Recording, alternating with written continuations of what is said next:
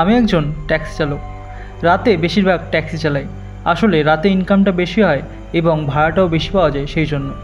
তো যখন আমি এই ভৌতিক ঘটনার সম্মুখীন হয়েছিলাম তখন ছিল শীতকাল। আসলে সেই সময়টা খুব বেশি প্যাসেঞ্জার হতো না, তাই আমি রাস্তার এদিকে ওদিকে দাঁড়িয়ে একটু অসময করে যেতাম। আসলে সেদিন হয়েছিল কি, আমি নদিয়া থেকে দার্জিলিং পর্যন্ত একটা মোটা ভাড়া পেয়েছিলাম। সেই জন্য আমি নদিয়া থেকে রওনা দিই এবং দার্জিলিংয়ের কাছাকাছি এসে আমি হঠাৎ দেখি যে রাস্তাতে হঠাৎ করে প্রচুর কুয়াশা চলে আসে এবং সেই কারণে আমি একটা সিগারেট জ্বালাই যাতে আমি আরও মনোযোগ দিয়ে গাড়ি চালাতে পারি। এবং সিগারেটটা ধরিয়ে হঠাৎ আমি শুনতে পাই যে জঙ্গলের ভিতর থেকে কয়েকজন ছোট বাচ্চা ছেলের শব্দ শোনা যাচ্ছে। আমি একটু প্রথমে অবাক হই এবং কুয়াশা ভরা সেই জঙ্গলের দিকে তাকাই, কিন্তু আশ্চর্যের ব্যাপার সেই জঙ্গলে কেউ ছিল না। কিন্তু হঠাৎ আমি 3টা ছায়ামূর্তি দেখতে পাই, যেটা দেখে আমার গোটা শরীর ঘেমে যায়। আমি কাঁপতে শুরু করি যে হঠাৎ এত গভীর জঙ্গলে 3টা ছোট ছোট বাচ্চা ছেলের ছায়ামূর্তি ওখানে কি করছে আমি বুঝতে পারি না। আমি তাড়াহুড়োতে আবার গাড়ি স্টার্ট দিতে চাই, কিন্তু যা কাজ তাই, গাড়ি আর স্টার্ট নিচ্ছে না।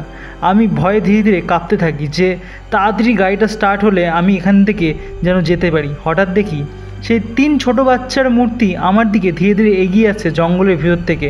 আমি তাদের শরীর দেখতে পাচ্ছি না, কিন্তু তাদের স্পষ্ট বোঝা যাচ্ছে যে তারা ছিল 3টে ছোট বাচ্চা। আমি দেখে প্রচণ্ড ভয় পাই এবং গাড়ির মধ্যেই জীর্ণ হয়ে কুঁকড়ে শুকড়ে আমি একদম ঢুকে যাই গাড়ির ভিতর, যাতে ওরা কোনো মতো আমাকে দেখতে না পারে। একদম আমি গাড়ির নিচে ঝুঁকে গিয়েছিলাম। তারপর তোমাকে কি বলবো ভাই, হঠাৎ দেখি আমার গাড়ির জানলাতে ধপধপ করে শব্দ হচ্ছে। আমি প্রচুর বাচ্চা ছেলের হাতের ছাপ দেখতে পাচ্ছি, কিন্তু তাদেরকে আমি খুঁজে পাচ্ছি না যে তারা কই। আমার মনে হচ্ছিল ওই 3টি বাচ্চা ছেলে সব দিক থেকে আমার গাড়িকে বারবার আঘাত দিচ্ছিল। আমি তাদের হাতের ছাপগুলো স্পষ্ট কাঁচের উপর দেখতে পাচ্ছিলাম, কিন্তু তাদেরকে দেখতে পাচ্ছিলাম না ভয়ে। আমি ভয়ে স্টিয়ারিং হুইলটা জোরে করে চেপে ধরি আর ভগবানের ধীরে ধীরে নাম নিতে থাকি। হঠাৎ আমার কানে একটা গাড়ির হর্নের শব্দ আসে, একবার না 2-3 বার। আমি খুব ভয়ে ভয়ে বাইরের দিকে তাকাই। আমি দেখি আমার গাড়ির পিছনে আর একটা বাইক এসে থেমেছে। সেই বাইকটা বারবার হর্ন বাজিয়ে বাজিয়ে আমাকে সেই ছোট রাস্তা থেকে সাইড দিতে বলছে। তখন আমার কোনো মতো ঘোর কাটে আর আমি তাকে সাইড দিই এবং কোনো মতো আমিও গাড়ি চালিয়ে বের হই। হঠাৎ করে আমার গাড়িও স্টার্ট নিয়ে নেয় আচমকা। আমি খুব স্পিডে সেই জায়গা থেকে বেরিয়ে যাই। এরপর একদিন আমি এই কথাটা আমার বয়স্ক বাবার সঙ্গে কথা বলি, আর তখন তিনি বলেন যে ওই রাস্তাটা একসময় খুব ভালোই ছিল।